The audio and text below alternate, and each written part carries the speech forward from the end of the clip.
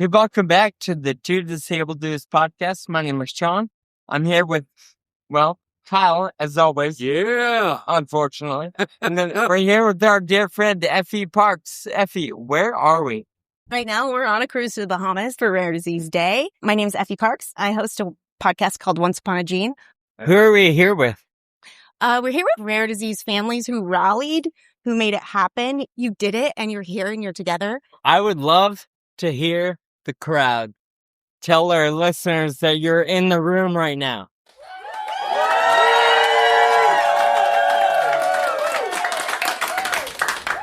That's a lot of people. There's a lot of people. Welcome to the Two Disabled Dudes podcast. We believe life is about how we react.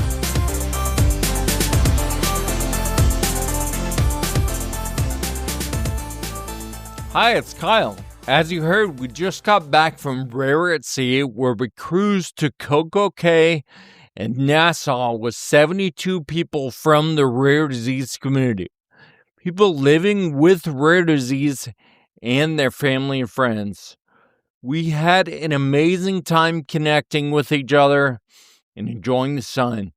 Check out Rare at Sea Instagram and stay tuned to rareatsea.com for info about future cruises. For now, we're bringing you a conversation about Sean's planned trek up the world's longest stairway. Enjoy.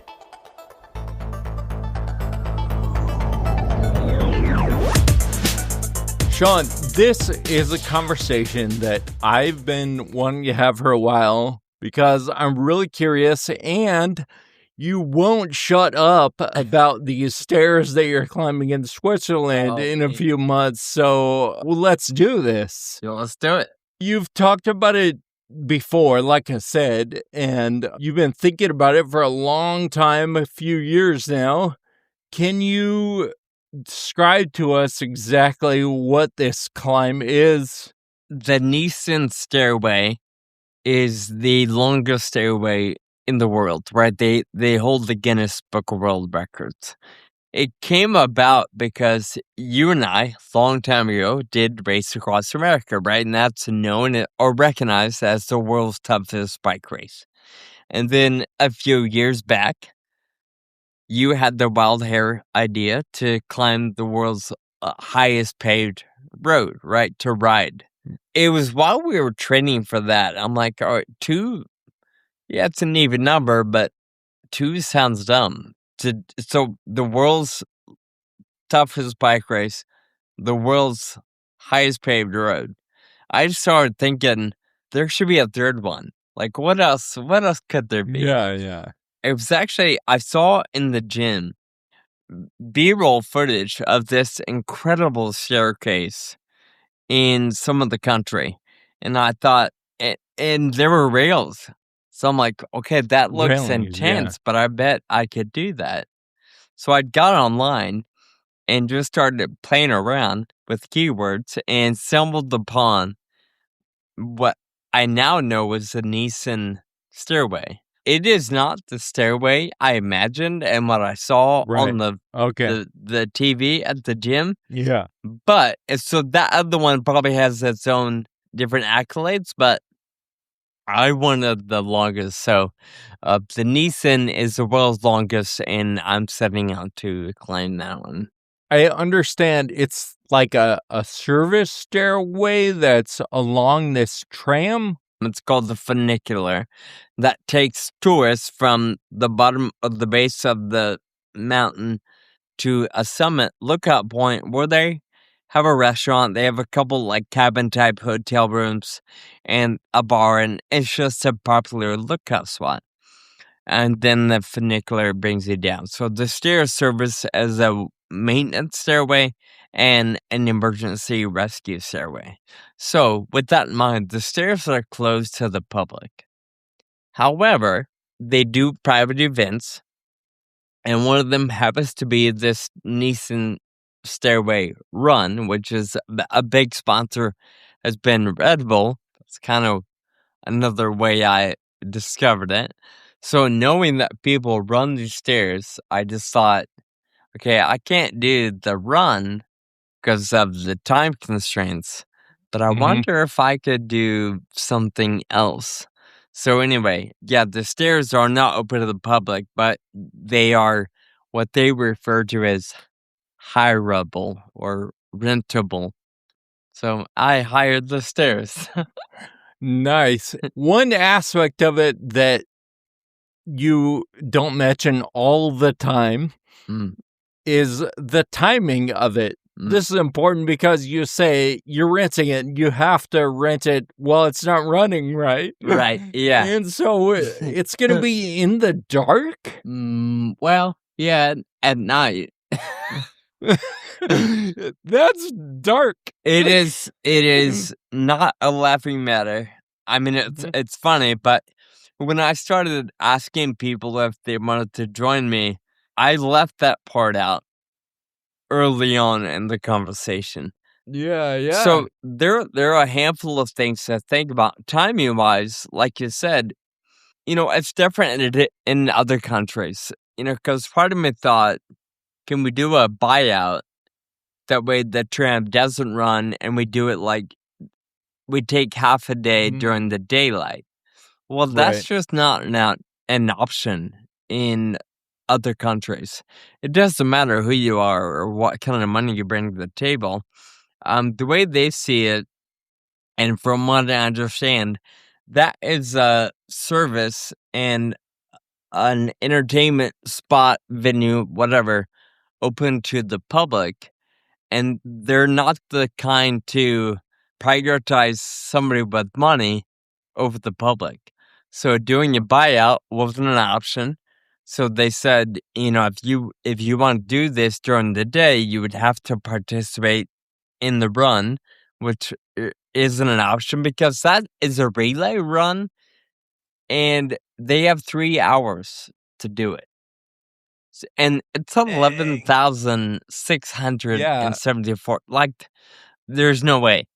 So the only feasible thing for us to do was to rent access to the stairs while the tram is closed, which is, between, say, 10 p.m. and 7 a.m. So it's going to be dark. Well, I like how you talk about, though, that you can't rent it because some things, they have a purpose that is not making money and is not for investors, right? And I kind of like the purpose of the tram is to provide the service of the tram, not to make money for investors. And I like that concept. And to be fair, I don't know if the King of England were to call and say, hey, maybe there are some extreme circumstances where they might allow that, but they have defined their values, and it seems their decisions are made with those values in mind, which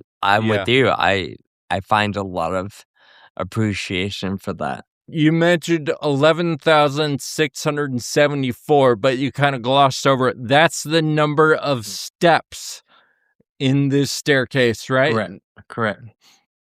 And somebody was saying the other day, comparing it to the largest building in the world in Dubai or something? Yeah.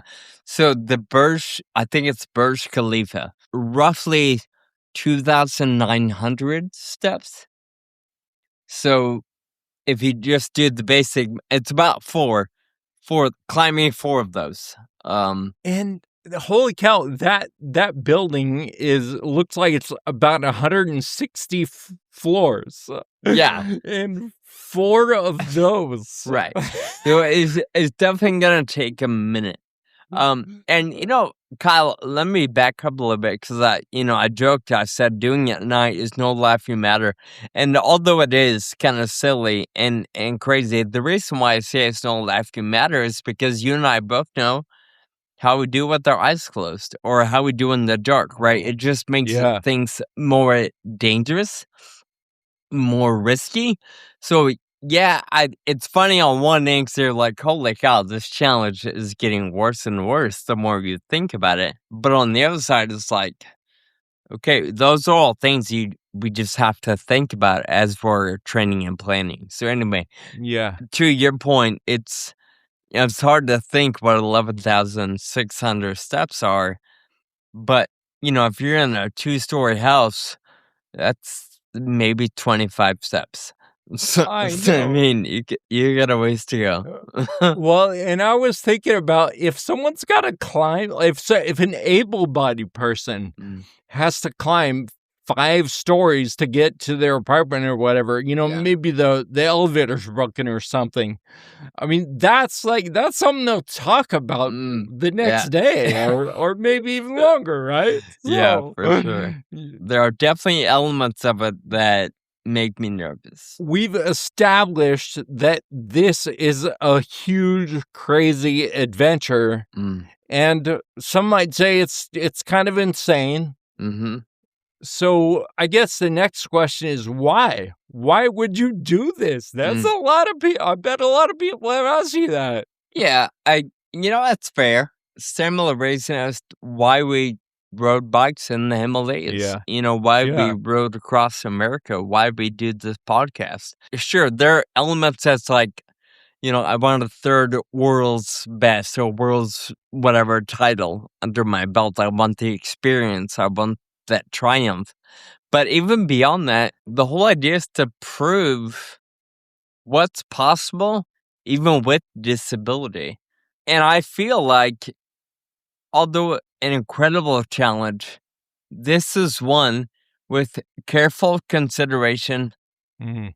training, and preparation. It's doable. It's not going to be easy, but I really do believe it's manageable when the recipe comes together. I want to be living proof that disability doesn't limit adventures, it just causes us to redefine them. I also know it's going to be a fundraiser for your organization, Determinants. Can you talk a little about the goal of that fundraising? The financial goal is $50,000. That's the big one. Probably our biggest one yet. Determinants was the nonprofit I launched shortly after diagnosis. And the whole idea of Determinants is to help other people experience the power and beauty of physical achievement.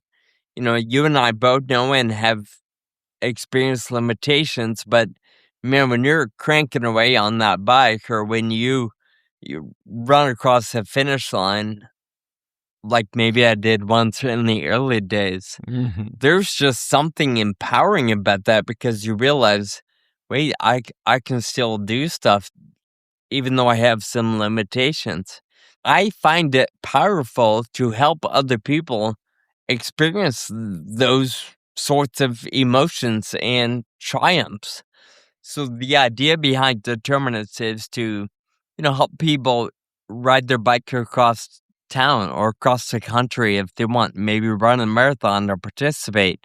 And we all know there are limitations that say maybe somebody can't do that thing the way it's traditionally done. But why can't an organization like ours come around with equipment that makes it more possible, or maybe even muscle? If that means I gotta carry somebody, or maybe not me, but an able-bodied person is gonna help carry somebody up a mountain, then that's what we're gonna do. And what I love about the way this correlates with the Niesen, there is no way, Kyle, I could do the Niesen by myself. I could barely walk, At this stage of my life with the FA, I use the walker 100% of the time. You can't use the walker going upstairs, right? It's going to take forever. So I've got a team that is literally going to be doing some of the heavy lifting. Now I'm going to be on my own feet, my own 2 feet. I'm going to take every step. So they're not carrying me, but they're certainly there to be close and to help keep me upright so that I can do 11,000 steps over the course of probably 8 hours. And that's one example of what Determinants is setting out to do. I want to ask you a few more interesting or what I find to be interesting logistical things. But first, who are the people on your team and that are going to be providing support? Some of the team are friends that I've had since before diagnosis. A couple of them are coworkers, people that I've just connected with and met through work, but we connect well because of a shared desire to do cool things. And then we actually have a scientist in the FA space on the team who actually lives in Switzerland. And we have a mom who also lives in Switzerland who has a rare disease child. And granted, Casper's challenges and his diagnoses are very different than mine. Being a rare disease mom in the space, in fact, we actually had her on the show. Mm-hmm.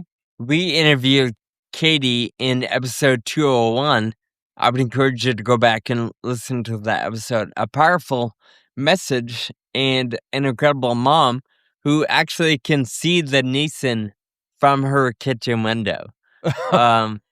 She's, I don't know, hour and a half or so away, but I mean, she's right there and has been somebody that we connected with over the years, and I'm excited to meet her in person and climb the mountain. And I think that speaks to what we're doing overall. She's a perfectly able-bodied mom and is just compelled to do things like this for the sake of her son and other moms and parents and families dealing with rare disease challenges or the challenges that rare disease introduces to life. So we have right now 11 people, including myself, that are trekking along on this team. Amazing. You mentioned that these people are going to be supporting you, and you've talked about kind of the conditions. There's a railing for sure, but that railing may not be continuous the entire way. Oh, it's definitely not. Okay, so it's definitely not. And the steps, there are steps all the way up, but some of them may be broken in spots, or some steps are higher than others. And we both know how important, millimeters can be in foot placement and stuff when you're trying to balance on your feet. Yeah. And so, I don't know, just talk about some of the challenges you foresee there and some of the ways you're going to have to lean on your teammates for that stuff. Yeah, so the steps themselves are a bit of an X factor, unfortunately. We're just having to think through different scenarios, but you don't really know until you're there because the stairs have been sort of accumulated over, I don't know, 100 years or so. The original steps are maybe carved into the side of the mountain, right? So they're dirt and they're not perfectly measured. There are areas of the tram that are lifted off the ground. So those stairs are what you would picture as a traditional stairway, has a rail. They're level, they're even, it's 5.5 inches or whatever. The every depth and every height of the step is consistent for 500 feet or 300 feet or whatever it might be. However, those places are few and far between.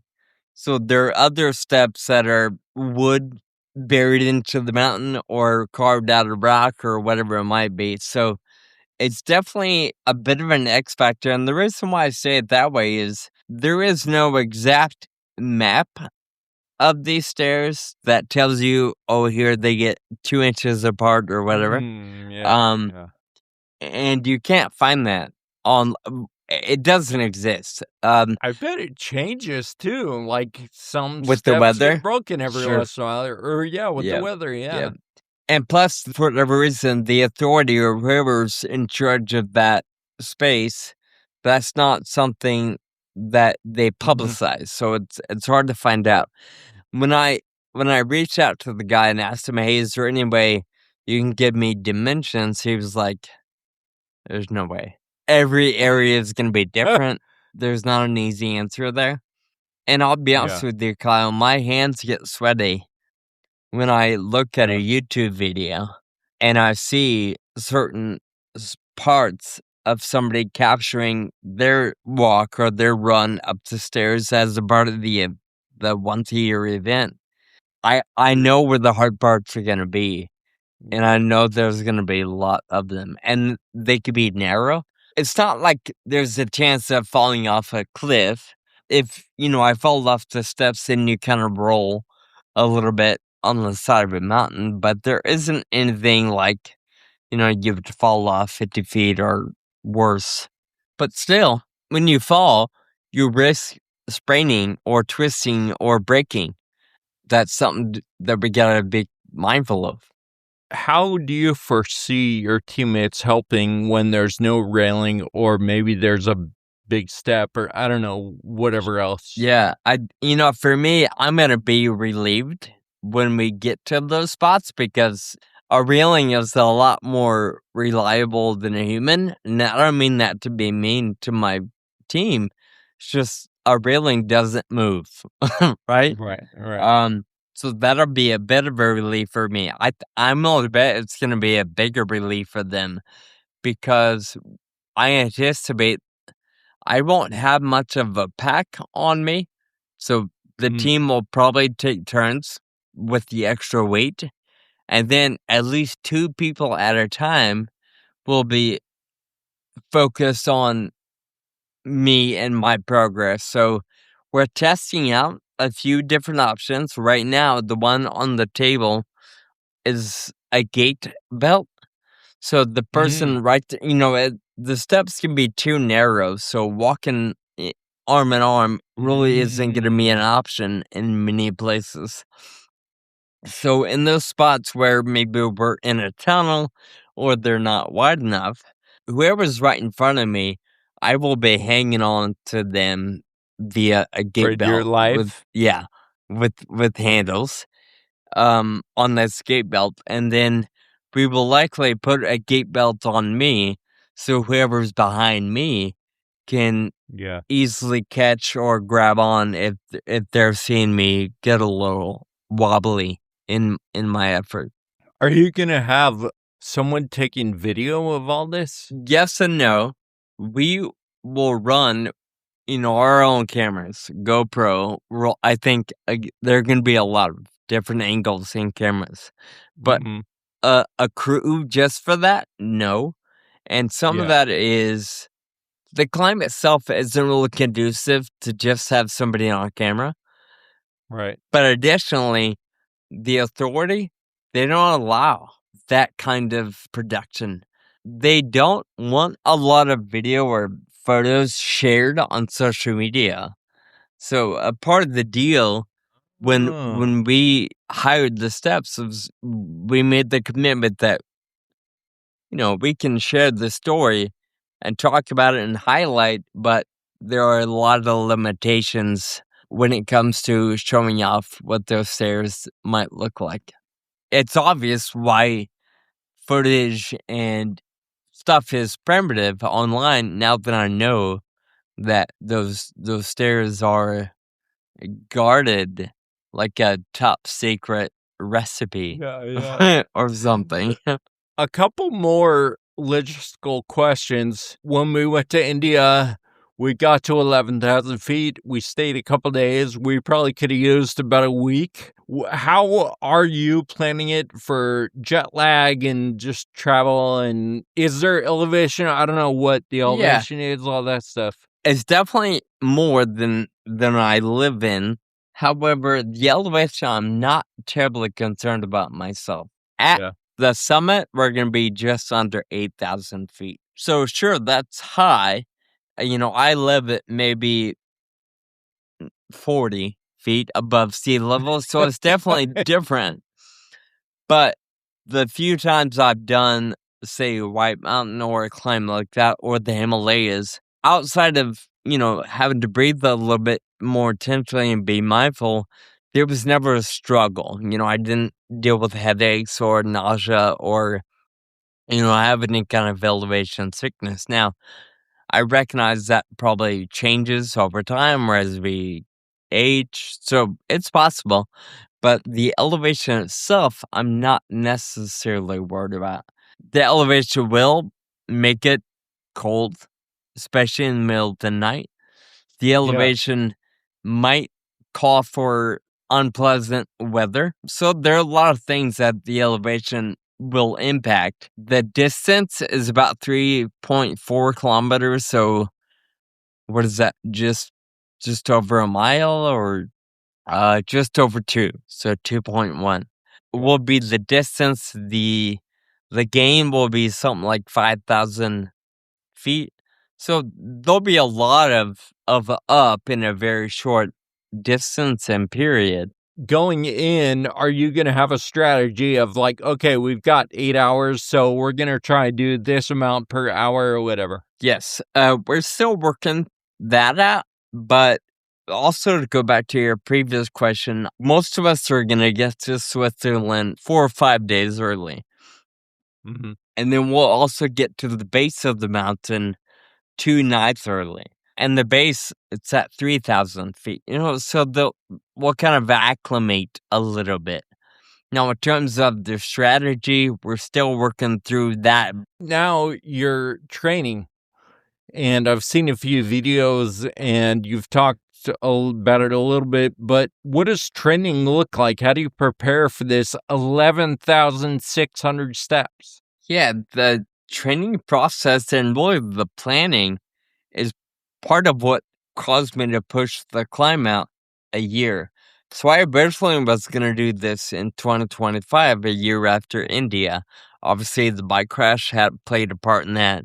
And then as we were planning and realizing, oh, this is a bigger undertaking than I realized, then we decided, all right, let's wait a year. Thankfully, everybody on the team said, whether you do it this year or next year, I'm in. So we have a solid team. The training itself for me involves a 26-week intentional training process on a stair climber in the gym, or maybe climbing stairs in a parking garage with local teammates. There are 3 sessions a week I'm doing in the gym or on stairs. 1 big one and 2 little ones, and they both jump 500 steps every 2 weeks.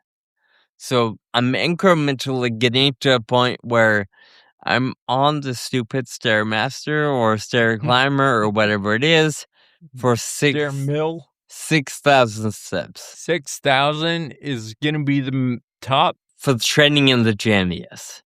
At this point, are you feeling confident, nervous, all of the above? Feeling pretty good. At this stage of, as we're recording this, my highest or biggest climb on the stair climber has been 2,500 steps.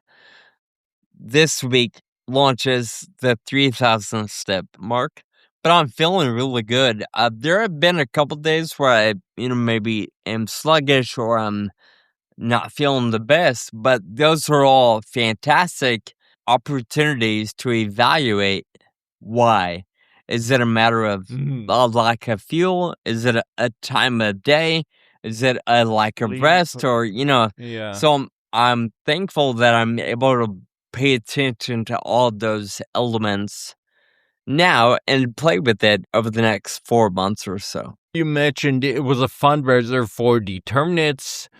If people want to support, where should they go or look? Yeah, super easy. If you already followed the podcast, there is a link in our link tree, which is in the bio. So you can check it out there. Or ultimately, you can go to determinants.com and you'll see links to sponsor either myself or another member of the team. If you know somebody else that's also a part of it, I would love, whether it's $5 or more, like whatever, anything helps. So check it out, determinants.com. Other than supporting monetarily, how do we follow along and just watch the journey? Mostly posting on my personal page right now. So Sean Bumpstark, you can find me on Instagram, Sean Baum, even on TikTok. We will use the Determinants Instagram quite a bit as we get closer and closer to the event itself, and of course as we begin traveling. So whether you follow me personally, Sean Bumpstark, or the Determinants webpage, Instagram is probably going to be the best place to follow. Well, Sean, this is exciting. I am glad we got a chance to talk about a little more of the details, because we both know how big a deal, like you've got to think about everything, because you don't want a huge challenge to appear that you haven't thought of. And it sounds like you guys have the right team and you're thinking of all the things and you're doing all the stuff. So I'm really excited to see what happens. Yeah, thank you. And thanks for letting me talk about it or bringing it up. And accolades to the team, because you're talking about things that I didn't even think about. You know, every time we get on a call, somebody's like, what about this? What about that? And I'm like, figure it out when we get there. And that's not the best approach. Well, so awesome. Like I said, excited to see what happens. For this episode, though, we need to move on to thank you notes. Both you and I know how much gratitude affects our lives and just keeps us grounded. I'll go first. I want to thank your teammates. Well, you too. I want to thank the idea of this climb, because it's going to benefit people with disabilities and people with rare disease. The dollar amount might not reach every single person, but everyone who knows about what you guys are doing, that's going to give them encouragement in their lives. And so my thank you note goes to you and all of your teammates for doing the climb. Oh, awesome. Thank you. Echo that, like I said, I couldn't do it without a team. To add to something you said there, I've said it before, even if I don't make it, the hope is, and the belief is, my effort to even try might be somebody else's permission to try something beyond their limitations, right? Which is, again, the point. I'm going to say thank you to whoever is in charge at the stairs. I understand that's the Niesen AG, and I believe it's a company that runs the railway. They own the railway and all that stuff. And like I said earlier, the stairs are closed to the public, and they have been incredible to work with. Nicholas is the contact there, and he's been an amazing contact to email back and forth. He's answered all my questions. He's given me ideas. He's shared challenges, things that I need to think about or the team needs to be aware of. So I'm saying thank you to Nicholas for being a great contact there, but also thank you to the Niesen AG for allowing permission to take my team up the stairs. Awesome. All right. And thanks everybody for listening today. You can check out twodisableddudes.com where you can find the show notes for this episode. We're going to provide a link to Determinants climbing the Niesen Stairway. If you like what you hear on this episode, please share it with a friend. Subscribe on all your podcast apps. Until next time. Keep living with urgency. Thank you for listening to the Two Disabled Dudes podcast. This show is possible with your support. Visit twodisableddudes.com to stay connected. Find us on Facebook and Instagram. And be sure to subscribe on your favorite podcast player.